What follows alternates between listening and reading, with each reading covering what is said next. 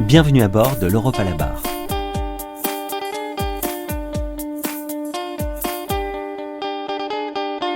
En 2023, la délégation des barreaux de France à Bruxelles fête son 40e anniversaire. À cette occasion, la DBF et Lefebvre Dalloz s'associent pour vous proposer un podcast qui donne la parole aux avocates, avocats et experts français sur les textes européens. Nous souhaitons, grâce à ces partages d'expériences, apporter un éclairage nouveau et concret sur le droit de l'Union européenne. Aujourd'hui, dans l'Europe à la barre, Hélène Bier reçoit Noémie Alarcon, présidente du comité migration du Conseil des barreaux européens, et Laurence Roch, présidente de la commission Liberté et Droits de l'Homme du Conseil national des barreaux, experte française au sein de ce même comité. Depuis plusieurs années, les questions migratoires reviennent régulièrement au devant de la scène européenne.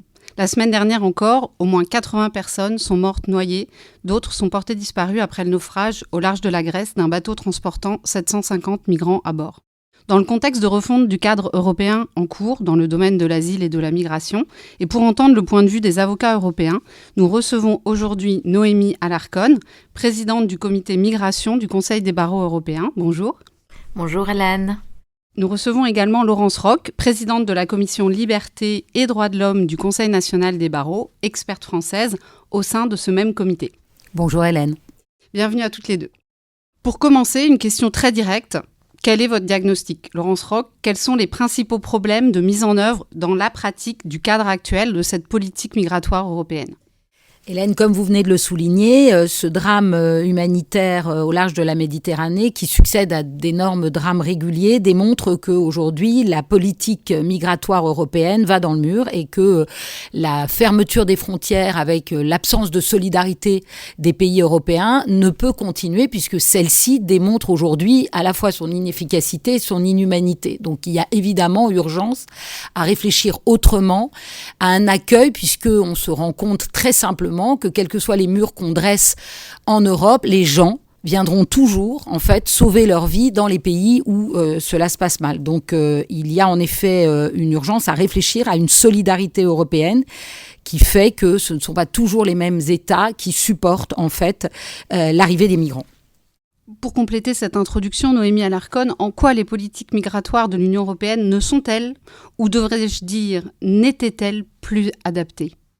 Alors Hélène, effectivement, les politiques n'étaient plus adaptées, mais avec le nouveau pacte sur les migrations et l'asile qui a été proposé, nous pensons aussi que ça continue quand même à être un patchwork de la gestion migratoire ne peut pas se mener d'une façon où c'est vrai où on a plusieurs instruments, mais il suffirait d'avoir plus de solidarité et de coopération dans ces politiques migratoires et d'asile et aussi de permettre d'avoir des voies d'accès ou des voies complémentaires pour pouvoir accéder au territoire de l'Union européenne ou pour pouvoir accéder à des permis de résidence et des résidences qui soient, que nous puissions dire, légales dans le sens d'avoir des papiers qui nous permettent d'entrer, des visas qui nous permettent de travailler en Europe et non pas de pousser les gens à accéder de cette façon dans l'Union européenne. Face à cette politique commune déficiente, les législateurs européens ont remis l'ouvrage sur le métier et travaillent actuellement sur plusieurs textes dans le cadre du nouveau pacte sur l'asile et la migration. Laurence Roch, quelle est l'idée générale? Quels sont les grands axes de cette réforme? Alors oui, en 2020, c'est vrai que la Commission européenne a présenté un plan qui serait en fait un plan de, on va dire, réunification de tous les textes, notamment à l'inverse on va dire, du règlement Dublin qui prévoyait que chaque État d'entrée des étrangers était l'État responsable de la demande d'asile. L'idée générale, au départ, de ce pacte asile-migration, c'est en réalité de coordonner une solidarité européenne. En considérant, parce que politiquement aujourd'hui on le voit bien, un certain nombre d'États disent on ne peut plus nous traiter seuls en fait la question des réfugiés et des demandeurs d'asile, il faut répartir. Et on voit tout de suite que même si dans le pacte asile-migration, la première idée, c'est cette idée de répartition en fait entre les différents pays, la solidarité migratoire, on commence d'abord quand même dans ce pacte asile-migration, la première chose qui vient, c'est d'abord des contrôles renforcés aux frontières extérieures de l'Union. Autrement dit, L'Europe se met encore d'accord sur une idée que s'il doit y avoir une solidarité entre les pays, il faut d'abord faire en sorte que les gens ne rentrent pas. Donc on commence d'abord un contrôle renforcé aux frontières extérieures de l'Union, avec un système de filtrage qu'évoquera Noémie, qui est vraiment un système où on va en fait trier à l'arrivée un certain nombre de personnes qui pourront demander de l'asile et ceux qui devront être refoulés immédiatement. Donc on reste quand même sur cette idée générale de l'Union européenne qui est une idée plutôt de fermeture. Avec en outre un traitement accéléré en 12 semaines pour les demandes d'asile qui vont devoir être traitées en 12 semaines du début à la fin, c'est-à-dire à partir du moment où on arrive jusqu'au recours contre la décision de refus d'asile. 12 semaines. Il faut voir ce que ça fait. En fait, ça fait à peine, on ne va pas se mentir, 2 mois et demi. 2 mois et demi pour réunir des papiers, pour ensuite traduire ces documents, pour ensuite raconter son histoire, etc. C'est quasi, en fait, impossible. Donc, on voit bien que là, la démarche est encore d'éviter en tout cas, de faire en sorte que la demande d'asile soit au maximum, on va dire, rejetée. Ensuite, il y a un mécanisme de solidarité obligatoire accessible à tous les pays de l'Union qui seraient sous pression migratoire. Donc cette solidarité, ce serait en 2 mots. Les gens arrivent plutôt par des frontières maritimes qui vont être l'Italie, la Grèce, l'Espagne. L'idée, elle est simple, c'est que les autres pays, en fait, accueillent également, en fait, les demandeurs d'asile. Alors soit ils l'accueillent physiquement, soit ils compensent en contribuant financièrement, en fait, à cet accueil dans ces pays-là. Et c'est pour éviter ce qu'on a quand même vu, c'est quand tout d'un coup, on va dire des bateaux sont au large de la Méditerranée et chacun dit « Ah non, en fait, on tire en quelque sorte une règle et on dit « Ah non, mais il est plus près de ta frontière, donc c'est toi. Non, il est plus près du mien. » Et moyennant quoi, il n'y a personne qui les prend. Et on arrive à ces drames où, en réalité, aucun bateau, finalement, ne vient aider les migrants. Donc ça, c'est... Et enfin, il y a quand même ce mécanisme accru de retour des migrants en cas de situation irrégulière vers leur pays d'origine. Et là, encore une fois, c'est un mécanisme de refoulement accéléré. Donc, qu'ont fait le CCBE et le CNB, puisque finalement, ici, où on est dans un podcast qui s'adresse aux avocats et aux professions judiciaires, qu'est-ce qu'ont fait finalement les professions judiciaires et en premier lieu les avocats?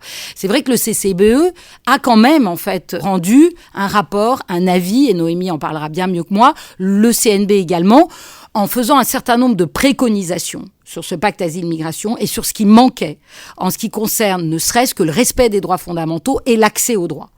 Le Parlement a écouté une partie. Ensuite, la balle est maintenant dans le camp d'un certain nombre d'autres autorités européennes pour voir si ces préconisations sont retenues.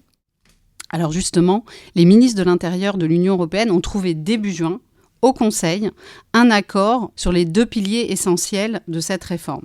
Alors, au risque d'être un peu technique, rentrons dans le détail de ces futurs instruments. D'abord, le règlement sur la gestion de l'asile et de la migration, qui couvre les efforts de solidarité des États membres envers les pays de première entrée et les règles dites de Dublin. Noémie Alarcon, en quoi est-ce que cela consiste ? Alors, le règlement sur la gestion de l'asile et migration, appelé aussi RAM, comme vous l'avez bien dit, Hélène, c'est une négociation en ce moment qui s'est menée, c'est un accord du Conseil de l'Union européenne et qui maintenant doit passer à une négociation au Parlement européen avec le Conseil. Par rapport à ce règlement, en fait, il viendrait substituer le règlement Dublin, le 3e règlement Dublin, qui étaient les règles qui déterminent l'État responsable de l'examen d'une demande d'asile. Donc, ici, ça vient à replacer Dublin, mais réellement, que se passe-t-il ? Il y a, en premier lieu, une réduction des délais et de la procédure qui était complexe, la procédure qu'on appelle de reprise en charge. Ça va être replacé par une simple notification de reprise en charge, après par un mécanisme aussi de solidarité. Qu'est-ce que cela signifie ? Puisque les États membres de première arrivée étaient en majeure partie les États qui devaient soutenir les arrivées et donc les demandes d'asile de ces requérants qui arrivaient dans ces premiers lieux. Donc la proposition est de faire valoir le principe de solidarité et de solidarité obligatoire. Et je le mets entre guillemets. On peut dire c'est quasi obligatoire parce que c'est pas obligatoire parce que les États qui ne veulent pas prendre en charge les demandes d'asile devront en contrepartie payer une compensation économique, comme bien l'a signalé Laurence, quand ils ne veulent pas relocaliser le demandeur ou la demanderesse d'asile. Les États membres qui ne veulent pas relocaliser devront payer une compensation économique de 20 000 € par demandeur d'asile. Et il y aura aussi un nombre annuel minimum de relocalisation qui sera fixé à 30 000. Et ces chiffres peuvent être bien sûr augmentés en cas de nécessité.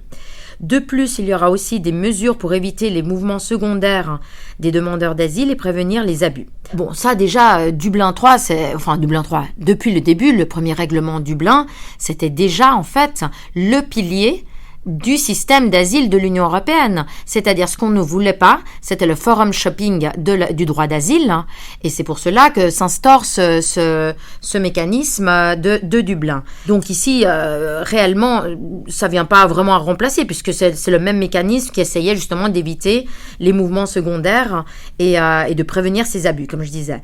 Donc, il y aura une obligation. Et ça ne change pas. Il va continuer à y avoir une obligation des demandes d'asile, les demandeurs d'asile doivent se présenter leurs demandes auprès du premier pays, donc les pays du Sud. Enfin, je parle par rapport à la Méditerranée, bien sûr, parce qu'il y a bien sûr d'autres frontières. Il y a aussi les pays de l'Est qui ont des frontières communes de l'Union européenne, des frontières extérieures communes. Donc, en principe, dans ces pays-là, les pays du Sud sont ceux qui reçoivent le plus ces migrants irréguliers ou demandeurs d'asile. Le fait est, c'est que c'est dans ces pays que se produisent les arrivées. Et ça ne change pas. La demande d'asile va devoir se faire dans ces premiers pays. Ce qui change, c'est la possibilité d'avoir une relocalisation qui sera plus solidaire de ce qu'elle ne l'était avant, puisqu'avant, il fallait une demande en charge. Et le premier pays, moi je dis toujours, le premier pays où on mettait son pied, c'était là où devait faire sa demande d'asile. Après, si la personne se déplaçait, elle allait être, entre guillemets bien sûr, là je parle pas techniquement, mais elle allait être refoulée, ou cette prise en charge, opt-in, opt-out, que permet le règlement Dublin, cette personne allait être remise dans ce premier pays où elle était passée. Donc ici, c'est quasiment les premiers pays qui vont reprendre les demandes d'asile, et après, on fait la relocalisation. C'est ça qui change. Mais dans les faits, est-ce que ce système va réellement marcher ? Et là, c'est vrai que les pays du sud de l'Europe ont vraiment préconisé pour que cela ne se fasse pas comme ça, qu'il y ait vraiment une solidarité, comme je disais au début, obligatoire. Mais comme le pacte n'est pas passé, ou ce règlement n'est pas passé pour le moment comme ça, je ne pense pas que ça va changer. Donc, cela va continuer à être comme ça. Ça sera le premier pays qui prendra la responsabilité. Après, on fera cette relocalisation. Au-delà de la coopération que vous venez d'évoquer entre États membres pour gérer les flux migratoires, vient ensuite un règlement dédié aux procédures d'asile à la frontière, qui organise la responsabilité des États membres. Laurence Roch, quels sont les mécanismes prévus dans cet instrument ? Dans l'instrument Pacte Asile-Migration, l'idée, c'est que ces demandes d'asile soient donc en fait traitées beaucoup plus rapidement, puisque l'idée... Alors, c'est une idée au départ qui est présentée comme extrêmement humaniste, c'est de dire il ne faut pas que les demandeurs d'asile attendent trop longtemps, donc il faut en fait faire en sorte... Mais c'est d'ailleurs une idée que la France aussi soutient à chaque fois qu'il y a une réforme, on va dire, il va y avoir bientôt...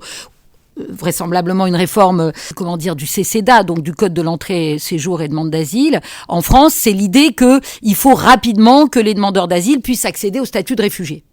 Sauf qu'en réalité, on le sait, par définition, l'examen d'une demande d'asile, elle est forcément longue, liée à la langue, liée aux documents, liée à un certain nombre de choses. Donc, l'idée que ce soit en 12 semaines est en fait un peu une escroquerie, dans la mesure où, vraisemblablement, ce qui va se passer en 12 semaines, c'est que il y aura un taux d'échec plus élevé, parce qu'on n'aura pas à ce moment-là tous les documents nécessaires pour que la demande d'asile paraisse bien fondée.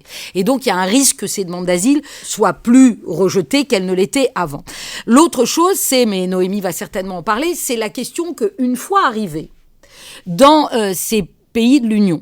L'idée, c'était de faire, en fait, de généraliser les hotspots qu'on a à Lesbos ou qu'on a, par exemple, à Lampedusa. C'est-à-dire, vous arrivez à la frontière de l'Europe. À partir de là, vous êtes dans un centre qui est en fait une sorte de centre de rétention. L'idée du pacte asile-migration, c'est donc, dans le cadre de ces hotspots que j'évoque, c'est la question du filtrage au préalable. C'est-à-dire que les gens vont en effet arriver et en réalité, on va trier, c'est-à-dire filtrer les gens en fonction de ce qu'on considère comme étant au départ a priori, on va dire, des demandeurs d'asile sans qu'ils puissent faire la demande, mais au moins avec ce qu'on va appeler un examen sommaire, c'est-à-dire, comme on le fait d'ailleurs à l'entrée en France, c'est-à-dire l'examen d'une forme de demande a priori qui ne serait pas infondée. Donc on est sur un examen extrêmement, on va dire, léger et qui n'est pas la demande d'asile en elle-même. Et à partir de là, on aura le droit de rentrer et de faire une demande d'asile. Ce qu'on n'avait pas jusqu'à présent. Donc en des mots, on déplace le filtrage, en fait, en dehors en quelque sorte de l'Europe, enfin en tout cas à la frontière de l'Union, donc on n'a pas encore la possibilité de rentrer. Je sais que le Parlement souhaite que ce soit dans les pays de l'Union. Mais je laisse peut-être, parce que là on se complète, je laisse peut-être Noémie évoquer plus précisément la question du filtrage. Effectivement, dans ce paquet de textes, il figure également, on trouve, un règlement dédié au filtrage qui concerne le contrôle des personnes qui franchissent irrégulièrement les frontières de l'Union européenne. Noémie Alarcon, est-ce qu'en quelques mots, vous pouvez nous présenter ce qui est prévu dans ce règlement spécifique ? Alors oui, Hélène, ce règlement, donc sur le filtrage, va en lien direct avec celui de la procédure d'asile en frontière. Et on ne peut pas comprendre le fonctionnement de l'un sans l'autre. D'ailleurs, les deux règlements, on peut dire qu'ils se chevauchent. Mais cependant, juridiquement, si on veut parler d'une façon technique, le premier texte, celui du filtrage. Le filtrage, c'est quand les personnes, les migrants qui croisent la frontière irrégulièrement arrivent au territoire de l'Union européenne. Alors, ce règlement, il crée une fiction juridique, donc les personnes ne seraient pas rentrées dans le territoire de l'Union européenne. Donc, ils seraient, pour ainsi dire, dans un limbo juridique. Donc, dans ce limbo juridique, il n'y a pas non plus de procédure. Les législateurs, par rapport à ce règlement, ont bien dit qu'il ne s'agissait pas d'une procédure administrative. Alors, qu'en est-il de la fonction juridique des avocats ? Qu'en est-il de l'aide juridique de l'assistance juridique, pour ainsi dire, que doivent porter les avocats normalement quand il y a un accès au territoire et qu'il y a soit une demande d'asile, soit une décision de retour. Donc, dans le filtrage, qui sera très très court, il y a un manque de garantie procédurale et les personnes n'auront pas, comme je disais, accès à un avocat. Ce n'est pas une procédure administrative. La seule chose, c'est qu'on va décider pendant 5 jours, c'est le délai, qui pourra être aussi renouvelable en cas de nécessité. Donc, pendant ces 5 jours que les personnes seront, je pense, postées dans une enceinte, comme dans des centres de rétention pour migrants, ça va pas être autre chose. Soyons clairs, on va pas faire des constructions de jardins pour avoir les migrants là-bas pendant qu'ils attendent gentiment à passer ce fameux filtrage. Et les règles qui vont déterminer qui passe ou qui passe pas, alors ce seront des personnes qui seront des possibles demandeurs d'asile, qui réunissent les conditions pour être des demandeurs d'asile selon les règles de l'Union européenne et selon les règles qui seront mises en place par le règlement justement qui chevauche, celui de la procédure d'asile. Et aussi, par exemple, les mineurs non accompagnés ou aussi les familles qui vont avec des enfants, des mineurs, qui seront une procédure un peu plus flexible par rapport à ce filtrage. Comme je vous disais, il n'y aura pas d'accès à l'assistance d'un avocat, ce qui dans certains pays, dans certains États membres de l'Union européenne, pose problème parce qu'il existait déjà dans certains États membres, il existait déjà une procédure mise en place pour, dans le cadre justement de ces arrivées, de pouvoir faire leur demande d'asile, de pouvoir voir si, au cas où, d'être expulsés, pour ainsi dire.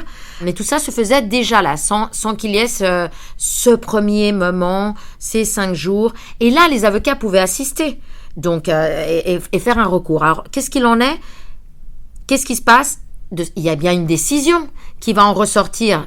Qui laisse-t-on passer ? Il y aura bien une décision, un papier, non, qui dira à cette personne, écoutez, vous pouvez passer, vous avez accès au territoire, donc vous avez accès aux procédures d'asile ou quelconque. Justement, pour compléter, ce que je trouve assez intéressant, ce que dit Noémie, c'est qu'en fait, on va créer une zone de non-droit, puisque c'est ces zones où en fait tu as une fiction juridique, c'est-à-dire tu es en fait dans le pays, mais on considère que tu n'es pas encore juridiquement entré, donc en quelque sorte c'est difficile à imaginer, ça n'existe pas, c'est une zone qui n'existe pas, qui n'appartient pas à la France, ou qui n'appartient pas à l'Italie ou autre. Mais ce qui est extrêmement intéressant, c'est qu'il faut quand même savoir que cette zone de non-droit, la Cour européenne des droits de l'homme avait condamné en fait la France sur ce qu'on appelait la zone d'attente. La zone d'attente, juste qu'on se rappelle, il y a 30 ans, la zone d'attente, elle se trouvait à Orly, c'est-à-dire les gens arrivaient, ils arrivaient à l'aéroport d'Orly, en fait ils ne pouvaient pas rentrer en quelque sorte, ils étaient pourtant rentrés physiquement à Orly, mais juridiquement, ils n'étaient pas en France. Et du coup, il n'y avait pas de décision juridique, c'est-à-dire les gars et les filles attendaient. On les logeait dans des hôtels, ils attendaient en fait dans cette zone d'attente et ils n'avaient accès à rien, aucun avocat, etc. Et c'était quand même une zone qui entravait la liberté. Pourquoi ? Parce que tu avais le droit de partir si tu voulais, c'est-à-dire tu pouvais rentrer d'où tu venais, mais tu ne pouvais pas rentrer en France. Et la Cour européenne des droits de l'homme a condamné en disant « cette zone-là est contraire à 1, l'article 5, c'est-à-dire c'est une détention arbitraire. 2, l'article 13, il n'y a pas de décision, il n'y a pas de droit à un recours effectif. Article 6, pas le droit à un procès équitable. Et ce qui est extrêmement intéressant, c'est qu'ensuite on a créé ce qu'on appelle la zone d'attente, c'est-à-dire une zone qui maintenant doit être délimitée, tu as 4 jours pour y rester, une saisine obligatoire ensuite d'un juge des libertés et de la détention qui vérifie la régularité et de ta détention et du prolongement, et l'accès à un avocat. Et aujourd'hui, par ce pacte asile-migration, et c'est là où il faut voir la régression, et je rejoins ce que disait Noémie, c'est-à-dire qu'en fait aujourd'hui, ces États vont accepter d'aller en moins disant de ce qui est leur propre procédure au départ. C'est-à-dire que la France, dans ce pacte asile-migration, elle va accepter de créer ces zones-là, alors même qu'en France, c'est illégal et que la Cour l'a condamné. Et je vois mal comment, au regard de la Charte des droits fondamentaux, on pourrait accepter que ce soit une zone où il n'y a pas de décision notifiée que tu notifies à la personne en disant « je vous retiens 5 jours, renouvelable, une fois 5 jours, mais vous pouvez faire un recours. » Quel tribunal, dans quel délai, et l'accès à l'avocat. Et ça, c'est fondamental. Parce qu'on sait qu'en fait, c'est les premiers jours, si tu n'as pas accès, en quelque sorte, à un avocat et à un recours possible, c'est ces jours-là qui vont être fondamentaux pour, en fait, pouvoir reconduire les gens de manière irrégulière.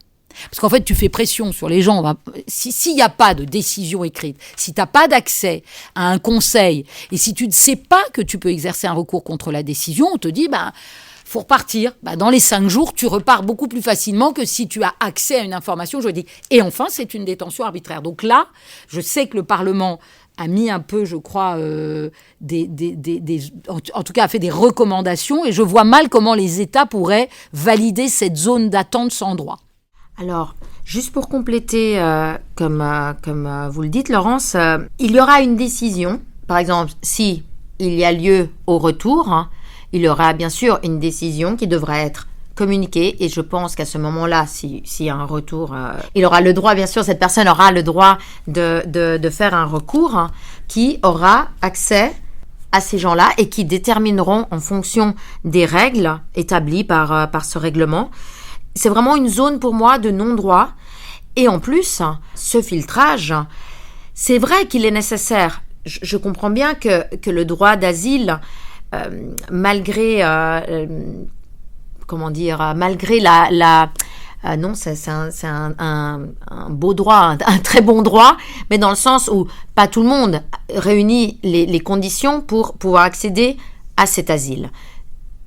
D'accord, je suis d'accord, mais les gens ont le droit, les personnes ont le droit, les migrants ont le droit d'exposer et de savoir quels sont les droits, quelles sont les garanties, à quoi s'attenir. Et il n'y aura pas d'information qui va passer cette information juridique à ces personnes quand elles arrivent. Peut-être ces personnes ne savent pas à ce moment-là qu'en fait qu'elles sont détentrices du droit à l'asile. Le droit à l'asile, c'est pas quelque chose. J'ai droit à l'asile, je demande l'asile. Des fois, on décèle qu'une personne peut être un requérant ou une requérante parce qu'elle réunit certaines conditions, même si la personne ne sait pas qu'elle réunit cette condition. Qui va faire ce travail de décèlement, de triage ? Moi, je pense qu'il manque vraiment, dans ce premier cadre, il manque vraiment une approche des droits fondamentaux ou des droits humains, pour ainsi dire. Au-delà des textes et de la future réglementation, revenons maintenant au terrain Et compte tenu des situations très difficiles, notamment dans les îles grecques et italiennes, les barreaux européens ont tenté d'apporter leur aide. Et depuis 2016, European Lawyers in Lesbos fournit une assistance juridique gratuite et indépendante aux réfugiés, notamment en Grèce. Laurence Roch, le Conseil national des barreaux est très impliqué et participe au financement et au conseil d'administration des Lille. Quel est le bilan de ces actions ? Ça fait le lien en fait avec ce qui vient d'être dit précédemment, c'est-à-dire que dès lors que les États n'organisent pas en fait l'accès au droit, c'est les barreaux en fait qui l'ont organisé et qui ont en fait comblé la défaillance des États sur cet accès au droit. Et donc ELIL est né de cette idée en fait du CCBE. Il faut reconnaître d'ailleurs à notre confrère Bénichou d'avoir en fait initié quand il y a eu la grande crise en 2015 cette idée que en effet les étrangers, les migrants allaient se retrouver en fait aussi bien en Grèce qu'ensuite en Italie ou en Espagne, sans accès au droit, en attendant finalement de pouvoir entrer. Et donc, ELIL est né de cette idée que les avocats européens pouvaient, s'ils étaient volontaires, aller en fait à Lesbos pour, en quelque sorte, exactement ce que vient de dire Noémie, donner la première information, qui est de savoir que peut-être on peut prétendre à l'asile et que l'on rentre dans les critères de la Convention de Genève. Et encore une fois, le droit, comme d'ailleurs en ce qui concerne la médecine, est technique et donc il faut pouvoir permettre aux gens de le connaître. Et donc cette grande idée est devenue ensuite, hélas, elle s'est pérennisée puisque les crises se sont succédées les unes aux autres et qu'à Lesbos aujourd'hui, le camp est extrêmement important, mais il existe aussi maintenant une action d'ELIL à Athènes, il existe aussi dans d'autres îles grecques et l'idée c'est que les avocats européens viennent en mission à ELIL, dans une structure qui par ailleurs est pérenne, qui existe toute l'année et qui s'occupe de quoi ? En fait, ELIL va s'occuper dans le centre, puisqu'ELIL est présent dans le centre de Lesbos, d'aller voir avec les interprètes toutes les personnes retenues et de pouvoir vérifier avec elles si elles peuvent prétendre en fait à l'asile et de les aider à faire les dossiers d'asile. Et attention, c'est extrêmement compliqué parce qu'aujourd'hui en Grèce, ce qui se passe, c'est qu'entre le moment où tu rentres et le moment où tu as ton premier entretien en tant que demandeur d'asile, c'est extrêmement court. Et donc, il faut avoir le temps, quelquefois même, tu as, entre le moment où tu as rendez-vous avec l'avocat et le moment où tu as l'entretien avec l'Office de protection pour la reconnaissance du statut de réfugié, une journée. Donc, ça veut dire que l'avocat est essentiel ou tous les conseils juridiques d'ELIL pour pouvoir préparer les dossiers. Parce qu'attention, l'idée, c'est qu'au milieu de ce récit, il faut identifier quelles sont les causes de persécution qui permettraient d'être éligibles à l'asile. Et donc, ELIL fait ce travail de terrain. Alors, il le fait à Lesbos, où les gens sont accueillis, mais il le fait pourquoi à Athènes ? Parce qu'un certain nombre de personnes arrivées à Lesbos n'ont pas le temps de déposer leur demande d'asile à Lesbos, qu'ils sont déjà, en fait, transférés à Athènes, et qu'il faut pouvoir les suivre pour ne pas les perdre sur la demande d'asile. Et donc, le CNB est rentré, je crois, en 2018, au conseil d'administration d'ELIL, suite à une visite, il faut le reconnaître aussi, de l'ancienne présidente du Conseil national des barreaux, Christiane Ferralschul, qui était allée se rendre, en fait, dans le centre de rétention et, de Lesbos, et de Moria, et qui avait été extrêmement touchés par la situation des mineurs non accompagnés. Et les mineurs non accompagnés, c'est d'ailleurs un des gros problèmes de ce pacte asile-migration. En fait, c'est une population particulièrement vulnérable. Pourquoi ? Parce que étant sans parents, étant sans gardien, en fait, il faut bien savoir que c'est donc une proie assez facile. Et que, par exemple, dans le camp de Moria, les enfants, en fait, ils dorment la journée, et ils veillent le soir pour éviter, en fait, de faire l'objet de mauvais traitements par les adultes le soir. Et parce que le camp était jusqu'à présent, il est plus mieux gardé maintenant, mais il a été longtemps pas vraiment bien gardé, ces enfants étaient la proie d'extrêmes mauvais traitements. Et donc, on voit bien que ces enfants étant la population vulnérable, il faut, et là, ça rejoint le pacte asile-migration, il faut véritablement que pour eux, il y ait un régime qui ne prévoit aucune rétention possible. C'est-à-dire qu'ils devraient faire l'objet d'une entrée systématique, en fait, dans les pays et d'un placement, en fait, auprès d'un gardien qui serait l'aide sociale à l'enfance ou l'équivalent de l'aide sociale à l'enfance dans les pays. On ne peut pas, d'un côté, avoir une convention sur le droit des mineurs, affirmer, en fait, un droit des enfants, et de l'autre côté, sous prétexte qu'ils sont étrangers, oublier leur minorité et en faire des migrants comme les autres. Et donc, ELIL s'est aussi beaucoup concentré sur les mineurs non accompagnés. Et donc, évidemment, ce projet, aujourd'hui, se poursuit en Pologne sur d'autres sujets, parce que la situation est différente. Mais c'est vrai qu'en Pologne, après la guerre en Ukraine, se pose la question maintenant de l'accueil des résidents qui étaient en Ukraine, mais qui ne sont pas ukrainiens et qui se sont retrouvés en Pologne. Et donc, ELIL continue encore cet accès au droit pour ces gens qui ne rentrent pas forcément, on va dire, dans la protection qui a été déclenchée au moment de la guerre en Ukraine. Vous évoquiez le cas particulier des réfugiés ukrainiens. Effectivement, le mécanisme exceptionnel d'activation de la directive protection temporaire a été mis en place depuis mars 2022 pour les accueillir. Noémie Alarcon, quel bilan dresser un an après la mise en place de ce statut de protection temporaire? Quel est le retour? Quelles sont les bonnes pratiques ou au contraire les difficultés rencontrées dans l'application de cette directive? Et plus généralement dans l'accueil et l'accompagnement des réfugiés ukrainiens au niveau des États membres de l'Union européenne.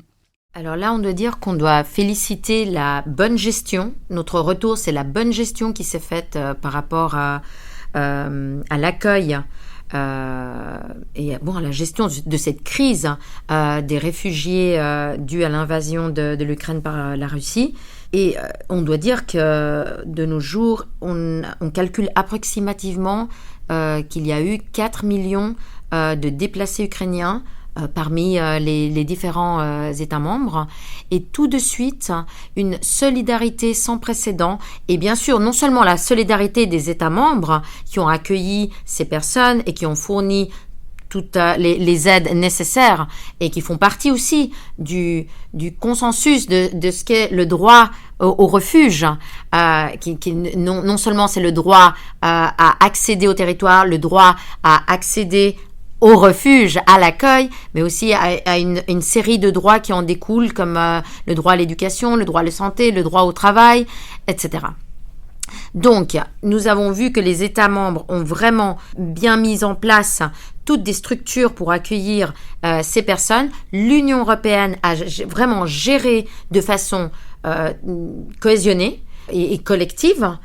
Et justement, le principe de solidarité a réellement marché. Bien sûr qu'il y a eu des problématiques, bien sûr qu'il y a eu des obstacles, mais on a parvenu peu à peu à les surmonter. En ce moment, on peut dire qu'un des obstacles rencontrés par ces personnes déplacées, c'est que c'est le fait qu'elles puissent homologuer leurs études pour qu'elles puissent accéder au marché du travail dans des conditions plus ou moins normales, puis aussi utiliser cette force, dans le bon sens du terme, utiliser cette force de travail, de ne pas perdre des talents puisqu'ils sont dans nos sociétés, que cela aussi permette de les intégrer.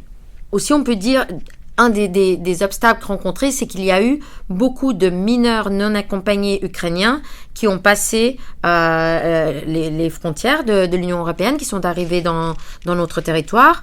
Et c'est vrai qu'il y a dû se mettre en place aussi des contrôles pour pas qu'il y ait justement des possibles abus contre ces mineurs et ces personnes qui sont beaucoup plus vulnérables. Et il a aussi été mis en place beaucoup de mécanismes pour éviter la traite des êtres humains. Et cela mène aussi à dire le papier fondamental de différentes agences de l'Union européenne. On peut dire que l'agence d'asile les UAA a joué un rôle fondamental, mais aussi Frontex qui a aidé dans des tâches justement pour reconnaître les mineurs non accompagnés.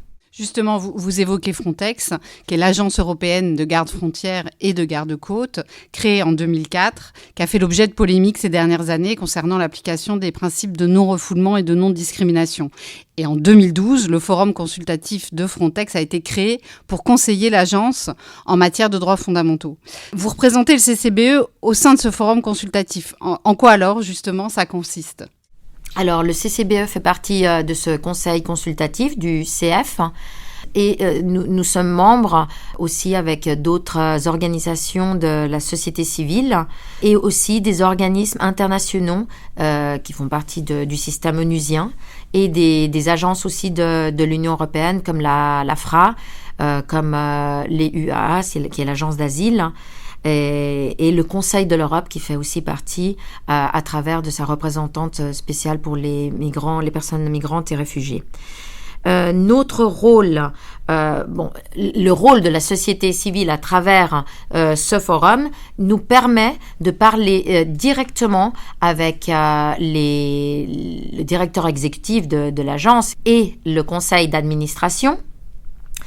Et nous passons des recommandations, bien sûr avec une approche sur les droits fondamentaux, sur toutes les questions qui ont trait à la gestion intégrée des frontières de l'Union européenne. Nous apportons une observation, des recommandations directes, mais à travers une approche des droits fondamentaux et des droits humains. Alors, notre apport comme représentante du CCBE, c'est qu'on peut aussi faire passer quel est le rôle des avocats dans toutes ces procédures ayant trait aux migrants et aux réfugiés qui atteignent les frontières de l'Union européenne, et quelles sont les conditions où se font ce passage à travers des frontières et à l'accès aux procédures. Donc, c'est fondamental, notre rôle là-bas, non seulement pour le rôle technique et juridique que nous pouvons apporter, bien sûr, comme faisons partie aussi de fonctions de justice, mais aussi dans le sens de vraiment faire comprendre quel est le rôle des avocats dans cette assistance juridique de ces personnes migrées. Un focus maintenant sur la mobilisation des barreaux français pour garantir les droits des migrants. Une initiative récente rassemble le Conseil national des barreaux, les ordres, les avocats de Calais, Grand-Sainte, Dunkerque, Lille, la conférence des bâtonniers, les associations pour mettre en place depuis décembre dernier des permanences juridiques à l'attention des personnes exilées dans les Hauts-de-France. Laurence Roch, pourriez-vous nous présenter ce projet qui vous tient particulièrement à cœur ? Oui, c'est un projet qui me tient particulièrement à cœur parce que c'est une réponse, encore une fois, des avocats à une situation qui maintenant existe depuis très nombreuses années, qui est la situation extrêmement dégradée des étrangers à Calais, puisque on le sait, et à Grande-Sainte d'ailleurs, donc on va dire sur toute la côte du Calaisis, étrangers qui cherchent désespérément, au péril de leur vie, en fait, à passer forcément la frontière, on va dire, fictive pour aller en Angleterre et rejoindre l'Angleterre. Tous les politiques on dit on en finira avec Calais et Grande-Sainte, et tel n'est pas le cas. Et c'est en effet devenu une zone de non-droit parce qu'un certain nombre d'étrangers y vivent cachés et donc n'ont pas accès en fait à l'information juridique dans des vecteurs simples, c'est-à-dire ils vont pas aller dans les palais, ils vont pas aller dans les maisons du droit. Donc l'idée était, qui est une idée qui n'est pas d'ailleurs une idée que pour la migration, qui est une idée à mon avis vers les populations vulnérables, c'est d'aller vers. Et donc l'idée du Conseil national des barreaux, avec évidemment la force des barreaux, on va dire nationaux, et notamment de la conférence des bâtonniers et des associations, c'est l'idée que les avocats se déplacent par l'intermédiaire d'un bus. Ce bus étant un bus aujourd'hui financé par l'Université catholique de Lille, qui prête en fait son bus. Et à bord de ce bus, on a un avocat de Lille ou de Dunkerque ou du barreau de Boulogne. On a un élève avocat et un élève en droit. Donc, qui va une fois par semaine, donner de la consultation juridique. Le bus, on sait qu'il est là tous les vendredis et les gens peuvent venir n'importe quand, n'importe comment, ce jour-là pour avoir accès au droit. Et ça a deux intérêts. Le premier, c'est évidemment de permettre aux gens d'avoir accès au droit là où ils se trouvent, mais ça a aussi un intérêt pour les avocats. C'est de découvrir également un droit et de favoriser, j'ai envie de dire, l'appétence aux droits des étrangers pour les confrères. Enfin, il y a la question pour les associations d'avoir également un élève avocat qui puisse, avec les associations, faire de l'accès au droit auprès des populations vulnérables. Et c'est pas simplement le bus, c'est aussi monter des recours, des contentieux, etc. Je rappelle quand même que si cette idée-là est venue au Conseil national des barreaux, c'est encore une fois parce que Christiane Ferral-Schulz s'était déplacée sous l'ancienne mandature et avait été très choquée, souvenons-nous, par les arrêtés anti-distribution de nourriture qui avaient été pris à l'époque par la maire quand même de Calais pour interdire aux associations de pouvoir distribuer de la nourriture.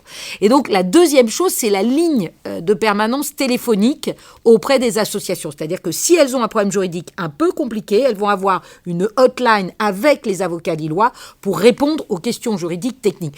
Et l'idée, c'est la force des barreaux de pouvoir répondre à un besoin de droit qui n'est pas couvert par l'État. Et donc ça, c'est la grande force des avocats. Reste la question des perspectives de financement, de soutien européen pour pérenniser ce dispositif d'accompagnement au-delà de 2023. Quelles sont vos pistes ? Oui, parce qu'aujourd'hui, le financement se fait par la profession. C'est-à-dire que c'est la conférence des bâtonniers qui avait à l'époque une ligne budgétaire qu'elle avait bloquée du temps où c'était pas Grande Sainte, mais c'était un autre camp à l'époque, et il avait été prévu de financer l'accès aux droits. Ça s'est jamais fait. La ligne budgétaire est restée, on l'a donc mobilisée. Mais en 2024, va se poser la question du financement de cette permanence, et donc je pense que l'Europe a un rôle à jouer. Et je pense que l'Europe a un rôle à jouer parce que cet accès aux droits, il peut se décliner dans d'autres pays et sur d'autres frontières. Et donc l'idée, c'est de voir soit évidemment un financement par le biais des CDAD, donc on va dire de l'État français, mais également peut-être par l'Union européenne, parce qu'encore une fois, je pense que cet accès aux droits mobile est assez novateur et peut en effet se décliner sur la frontière italienne, sur la frontière espagnole ou encore sur d'autres frontières, et qu'il faut impérativement que les gens puissent accéder à leurs droits pour qu'on les fasse valoir. Donc ça, c'est une idée forte, je pense, que tient le CCBE et défend le CCBE, me semble-t-il. Pour terminer, abordons les procès qui se sont tenus contre ceux qui aident les migrants en Grèce, en Italie, en France et ailleurs. Pourriez-vous revenir sur ces affaires, nous dire quelques mots de la criminalisation des défenseurs des droits de l'homme ? Voilà, le mot est lancé, vous avez tout à fait raison. La criminalisation aujourd'hui des associations comme par exemple SOS Méditerranée, dont vous savez qu'ils ont été contraints à un moment d'arrêter leur activité, mais on a évidemment cette jeune Allemande, ces ONG en Grèce, et enfin, en ce qui concerne la France, vous connaissez ces procès qui ont donné lieu d'ailleurs à une décision du Conseil constitutionnel, notamment évidemment Cédric Herrou qui avait été poursuivi pour l'aide à l'entrée et au séjour irrégulier des étrangers. La criminalisation, elle a vocation à deux choses. D'abord, elle a vocation à dissuader du devoir d'hospitalité évoqué par Noémie. C'est-à-dire l'idée, c'est de faire peur aux gens.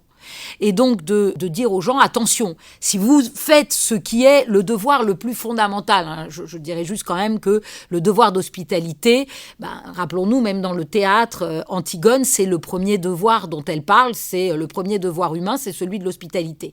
Et donc ce qui est naturellement humain chez les hommes va être criminalisé dans l'idée qu'en réalité, ces gens-là participeraient en fait à une immigration irrégulière. Et on voit bien aujourd'hui dans l'idée de l'assistance au devoir de secours à la mer, qui, si on est en dehors des migrants, je le dis tout de suite, chaque, on va dire, leçon qu'on donne pour n'importe quel bateau, on dit n'oubliez jamais que si quelqu'un est en détresse à la mer, vous devez le secourir. Il s'avère que quand il s'agit de migrants, on dit attention, on n'est plus sur le devoir de solidarité ou d'humanité, on est sur l'aide à l'entrée et au séjour irrégulier. Donc on voit bien là que cette criminalisation, elle a pour objectif de faire peur et donc de décourager. Et là, on doit reconnaître au Conseil constitutionnel, en tout cas en France, d'avoir en quelque sorte sonné un peu le système d'alarme de la limite à la déshumanisation, en rappelant quand même que le devoir de fraternité, qui n'était pas prévu dans la Constitution, mais qui est tellement inhérent à toute société humaine, doit permettre d'éviter la criminalisation de ces associations. Mais on voit bien là que, quelque part, il y a en quelque sorte, dans ce devoir de fraternité qu'ont les hommes, on montre l'incurie et on va dire l'inhumanité des États. Et c'est pour ça qu'il y a autant, j'ai envie de dire, d'agressivité chez les politiques, mais aussi chez les États à poursuivre ces associations, c'est que quelque part, elles mettent les États en face de leur inhumanité. Et je le dis, c'est aussi la force des avocats que de rappeler qu'il existe en fait un État de droit et que sans cet État de droit, en fait, il n'y a plus de démocratie. Ce sera le mot de la fin pour cet épisode. Merci à toutes les deux. Merci beaucoup, Hélène. Oui, merci beaucoup. Moi aussi, je m'associe aux remerciements, Hélène, pour cette émission qui, j'espère, fera peut-être évoluer les consciences.